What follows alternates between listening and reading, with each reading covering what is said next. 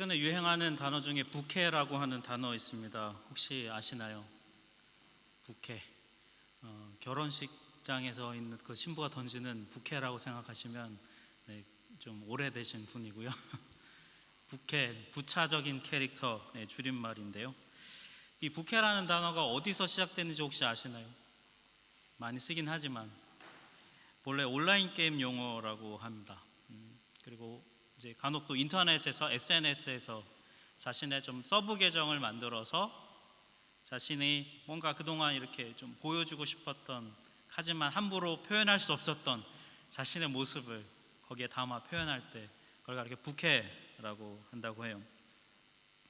평소에 자신이 되고 싶지만 차마 이렇게 사람들의 시선이라든지 이런 것 때문에 보여주지 못했다 보니까 좀 진짜 자기 모습과는 좀 또 다른 어떤 한 모습을 이렇게 보여줄 수 있어서 굉장히 여기저기 새로운 부캐를 만든다 이런 식으로 저희가 많이 말을 해요.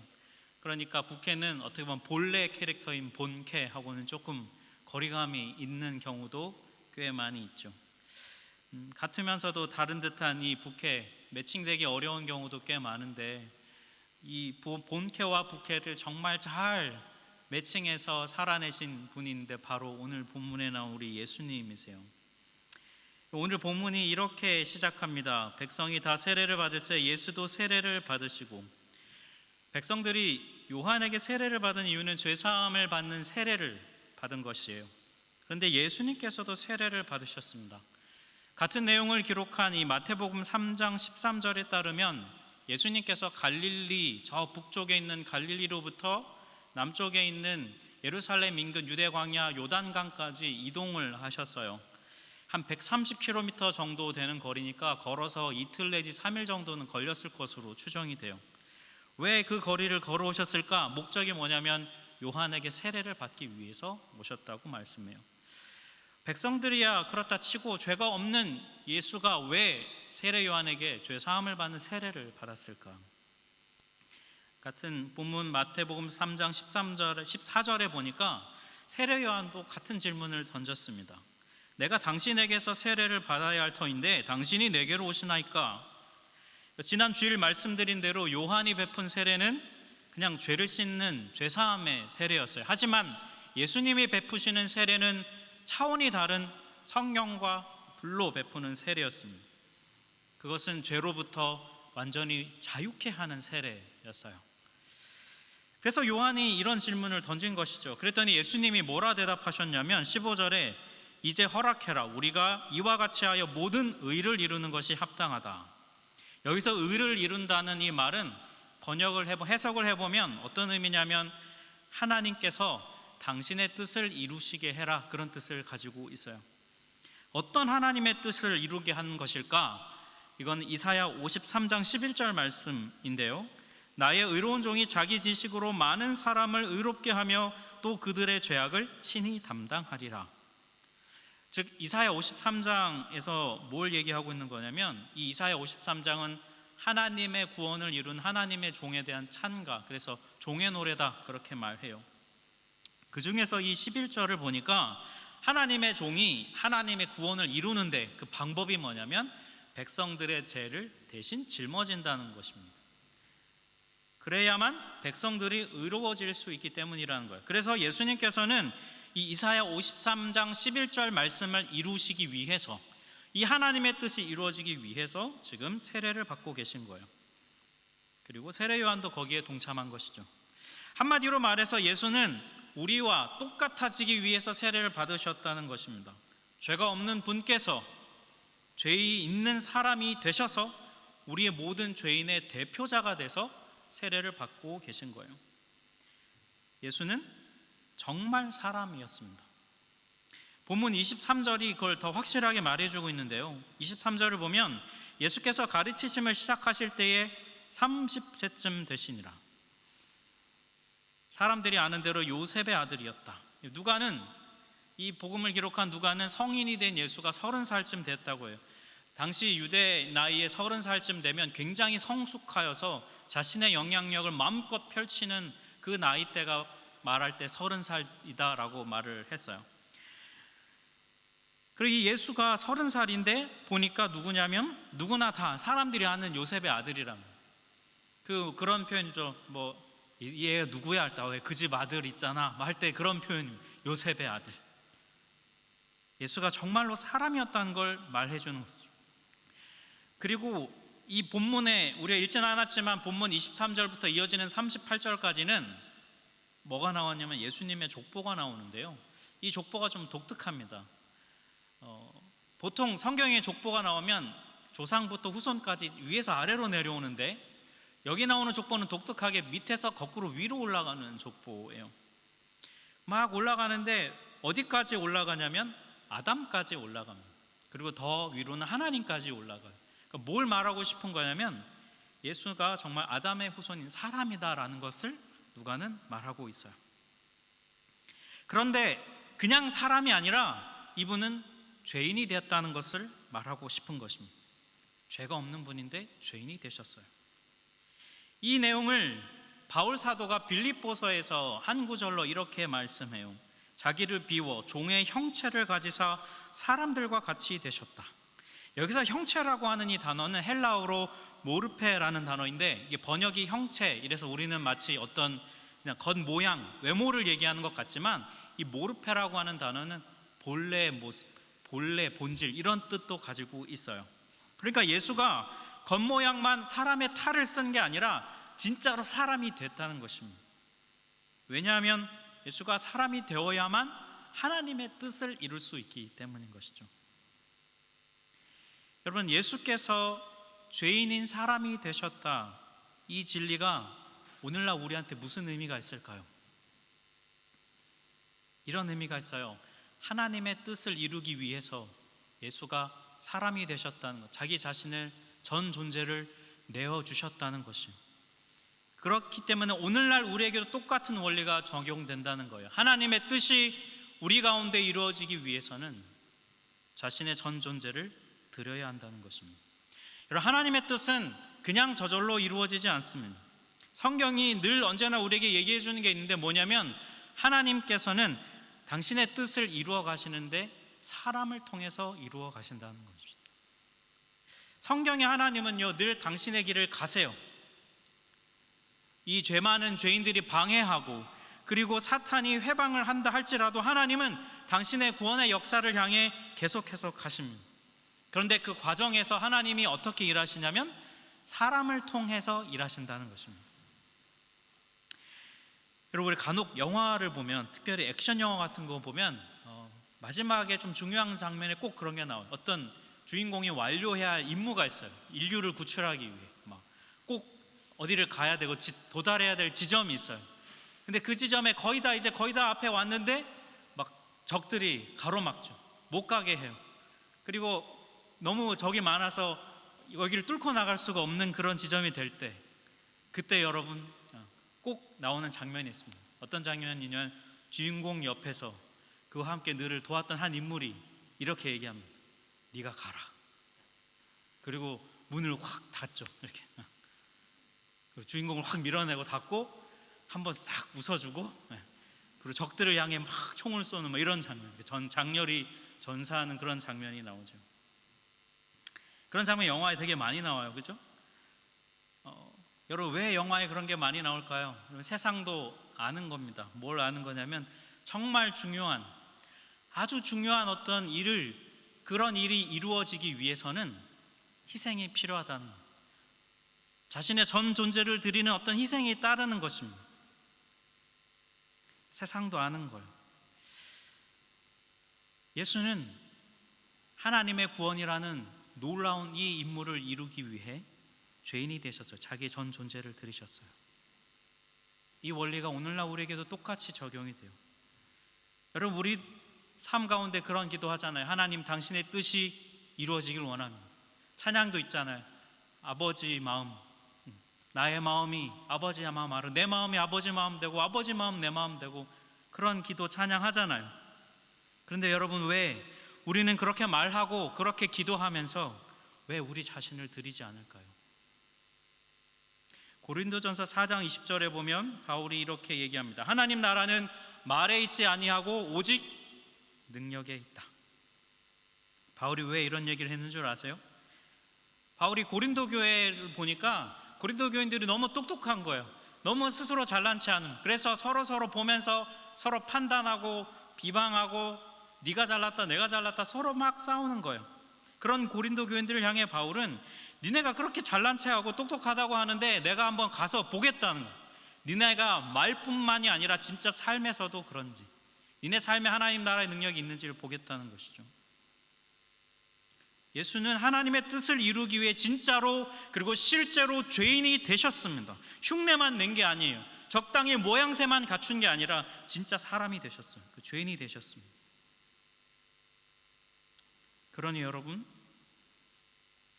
우리도 예수처럼 하나님의 뜻이 이 땅에 이루어지게 하기 위해서는 우리 자신을 드려야 합니다. 특히나 우리의 전 존재, 특별히 몸을 드려야 해요. 말로만 원한다 하지 말고 정말 우리의 몸을 드려야 해요. 몸이 거기 있어야 합니다.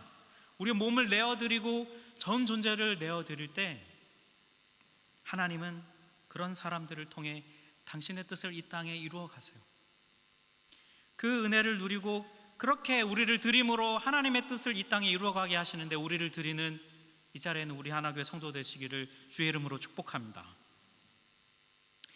예수님이 이렇게 죄인의 대표자로서 세례를 받으셨는데요, 그랬더니 하나님 아버지께서도 반응을 하세요. 세례를 받고 나자 세 가지 현상이 차례대로 일어나고 있습니다. 가장 먼저 일어난 일이 뭐냐면 하늘이 열렸어요. 21절을 보니까 하늘이 열렸다. 이거는 지금 무슨 의미냐면 이제부터 일어나는 일은 신적인 권능에 의해서, 하늘의 권능에 의해 이루어지고 있다라는 것을 알리는 것입니다. 그리고 두 번째 무슨 일이 있냐면 성령이 임재하셨어요. 성령이 비둘기 같은 형체로 그 위에 강림하셨다고 말씀해요. 학자들이 이 구절을 성령이 기름 부음이 임했다라고 설명해요. 구약 성서를 보면 왕이나 제사장 같은 하나님이 선택한 자들을, 그들이 하나님께 선택되었다는 그 의미로 그들을 임명할 때 기름을 부었습니다. 성령이 예수의 머리 위에 하늘로부터 임하였다는 것은 뭘 의미하냐면 메시아로서 하늘의 인준을 받았다는 것입니다. 하나님의 임명을 받았다는 그런 의미가 있는 거예요. 그런데 이 성령이 비둘기 같은 형체로 임했다고요. 실제로 여러분, 비둘기 모양을 의미한다기보다는 성령이 이렇게 임하심이 마치 비둘기가 위에서 내려오는 것처럼 그 머리 위에 내려오는 것 같은 느낌을 표현할 때, 그런 느낌을 표현하고자 이런 표현을 사용했어요. 저도 예전에 비둘기가 임하는 것 같은 경험한 적이 있는데, 대학로에 공원을 갔는데 누가 머리를 탁 쳐서 뭐지가 봤더니 비둘기가 날개로 제 머리를 치고, 저도 그런 기름 부음을 받았는지 모르겠지만, 이 구절이 의미하자는 건 뭐냐면 결국 뭘 얘기하고 싶은 거냐면 예수는 하나님이 선택하신 구원자라는 것을 말하고 싶은 거예요. 세 번째가 정말 중요한데요, 세 번째, 음성이 들렸습니다. 너는 내 사랑하는 아들이라 내가 너를 기뻐하노라. 두 문장이 들렸어요. 이 두 문장은 각각 구약 성서 두 곳에서 인용한 말씀이에요. 먼저 너는 내 사랑하는 아들이다, 이 문장은 시편 2편에서 왔습니다. 내가 여호와의 명령을 전하노라. 여호와께서 내게 이르시되 너는 내 아들이라 오늘 내가 너를 낳았도다. 이 찬양도 있잖아요, 그죠? 이 시편 2편은 왕의 대관식 때 선포되었던 말씀입니다. 즉 왕이 임명될 때 그때 낭독됐어요. 그러니까 너는 내 아들이다 라고 하는 이 음성이 뭘 의미하냐면 예수가 하나님의 아들이라고 하는 의미도 있지만 동시에 예수가 하늘의 권세에 의해 인준받은 왕이다 라는 것을 말해주는 거예요. 또 두 번째 문장인 내가 너를 기뻐하노라, 이 문장은 이사야 42장에서 온 말씀이에요. 내가 붙드는 나의 종, 내 마음에 기뻐하는 자, 곧 내가 택한 사람을 보라. 내가 나의 영을 그에게 주었은즉 그가 이방에 정의를 베풀리라. 이사야서 42장은 하나님의 백성을 구원하는 구원자를 소개해주는 말씀인데요, 이 본문 22절에서 내가 너를 기뻐하노라, 이 음성 결국은 뭘 얘기하는 거냐면 하나님께서 예수가 당신의 백성을 구원하는 구원자임을 말하고 있는 것이죠. 그래서 여러분, 이 22절 말씀, 너는 내 사랑하는 아들이다 내가 너를 기뻐하노라, 이 문장이 얘기해 주는 것은 이 의미입니다. 예수는 왕이고 예수는 구원자다. 이거를 말하고 싶은 거예요. 교회 다니시다 보면 이 얘기 많이 듣죠. 예수가 왕이시다. 예수가 구원자다. 여러분, 한번 묻고 싶습니다. 여러분, 이 고백을 할 때요, 우리가 어떤 마음으로 이 고백을 할까요? 어떤 마음으로 이 고백을 해야 될까요? 우리가 이 고백을 할 때 지적인 동의만 하고 있나요? 아니면 진짜 예수님과 나 사이에 그분을 왕이라 고백할 수밖에 없고 그분을 구원자라 고백할 수밖에 없는 어떤 그 마음의 진실의 어떤 주님과 인격적인 그 관계 속에서 나오는 고백인가요? 여러분, 오늘 우리가 사는 사회는 신분제 사회가 아니죠. 그래서 여러분, 예수가 왕이시라는 이 고백이 사실 우리에게 피부로 그렇게 와닿지 않아요. 게다가 예수가 구원자라는 이 말도 정말 우리가 믿고는 있지만 이 고백이 정말 우리의 마음을 파고들고 마음 깊숙한 곳에서 막 터져나오는 그런 고백이 아닌 경우도 꽤 있어요. 하지만 성경이 기록될 당시에 예수가 왕이시다, 예수가 구원자다라고 하는 이 고백은요, 당시 사람들에겐 정말 피부로 와닿는 아주 현실적인 고백이었어요. 당시에 누군가를 향해서 당신이 나의 왕이십니다, 이 고백은요, 유일한 한 사람에게밖에 할 수 없는 고백입니다. 여러분, 만약 당신이 나의 왕이십니다라는 고백이 두 사람에게 하고 있다면 그 사람은 반역자예요. 배신자예요. 내가 충성을 바쳐야 될 한 사람, 유일한 한 사람, 나의 경외를 받아야 할 유일한 한 사람, 존경을 받아야 될 그 한 사람, 그를 향해 당신이 나의 왕이십니다라고 당시에 고백했어요. 즉, 왕이라는 이 고백은 자격을 나타내는 그런 의미를 갖고 있습니다. 또 구원자라는 이 고백은 누구에게 했을까요? 나를 지금의 이 지옥 같은 이 현실에서 벗어나게 해줄 수 있는 그 사람, 그를 향하여서, 그런 능력이 있는 존재를 향하여서 당신 나의 구원자입니다라고 고백했어요. 즉, 구원자라는 이 고백은 능력을 의미해요. 왕은 자격을, 구원자는 능력을.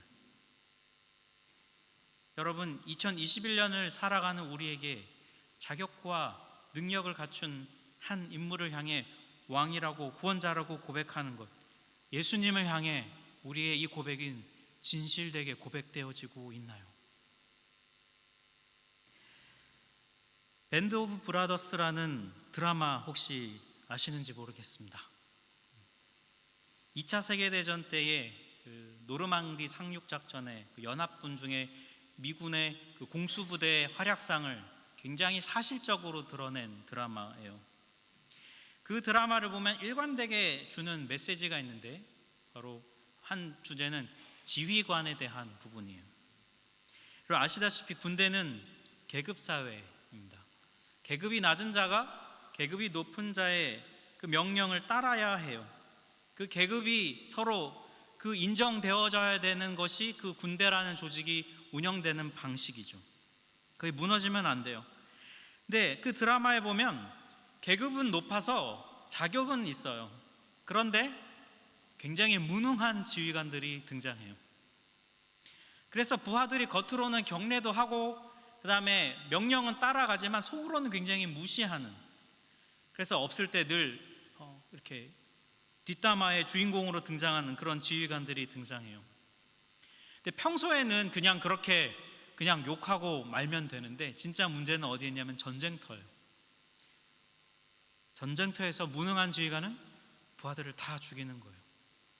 올바른 명령을 내리지 못하고 우물쭈물대다가 병사들이 다 죽어나가요. 실제 적군과 맞선 전투에서는 자격만 있어야 되는 게 아니라 진짜 능력이 있어야 되는 것이죠. 그래야, 그런 지휘관이어야 자기 부하들을 살릴 수 있다는 그 메시지가 그 드라마 전체의 은연중에 흐르고 있어요. 그래야 그런 지휘관을 진짜 진심으로 부하들은 믿고 따르는 것이죠. 자기 목숨을 책임지는 사람입니다. 여러분, 우리가 예수를 향해 당신이 나의 왕이십니다, 당신이 나의 구원자이십니다 라고 고백할 때는 바로 이런 의미가 담겨 있는 거예요. 생사의 갈림길과 같은 이 치열한 삶의 자리에서 나를 살려줄 수 있는 유일한 분은 바로 예수이실 때 그분을 향해 우리는 당신이 나의 왕이십니다, 당신이 나의 구원자이십니다 라고 고백해요. 사랑하는 우리 성도 여러분, 예수는 정말로 왕의 자격을 갖춘 분이십니다. 그분은 하나님의 아들이세요. 그런데 그분이 바로 구원자이세요. 그분은 정말로 우리를 살릴 능력을 갖고 있는 분이십니다. 어떻게 알 수 있냐고요? 어떻게 확신할 수 있습니까? 자기 목숨을 내어주셨지 않습니까? 여러분, 자기 목숨을 내어주고서라도 자기 백성을 살리려고 한다면 그는 진정 구원자가 맞아요. 그럼 부모가 자기 자식이 불구덩이에 있는데 가만히 있을 부모가 어디 있습니까? 자기 죽는 줄 모르고 뛰어 들어가서라도 구출해 내려는 게 부모 아닌가요? 예수가 바로 그런 분이세요. 아무도 해결해 줄 수 없는 죄의 문제로부터 나를 자유케 하시기 위해 예수는 죄인이 되셨고 십자가에서 기꺼이 죽으셨습니다.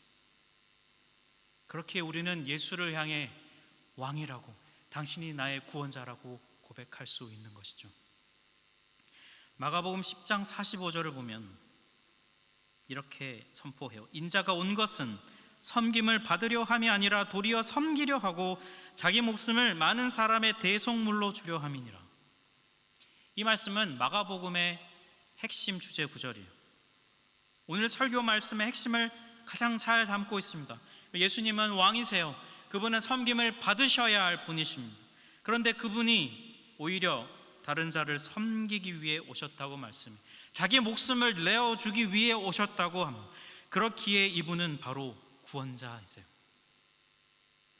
여러분, 만약 예수가 아닌 그 다른 누군가가 나의 죄를 위해 기꺼이 자기 목숨을 내어줄 수 있는 자라면, 그래서 나를 죄로부터 자유케 할 수 있다면 여러분 언제든 예수를 버리고 그에게 가십시오.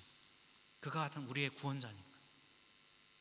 하지만 여러분, 예수가 아니면 찾을 수 없다면, 오직 예수만이 나를 죄로에서 구원할 수 있는, 자유케 할 수 있는 유일한 분이라고 여러분 마음에 고백하실 수 있다면 예수가 구원자라 마음으로 고백하고 그를 믿으십시오. 그가 왕이라고 따르십시오.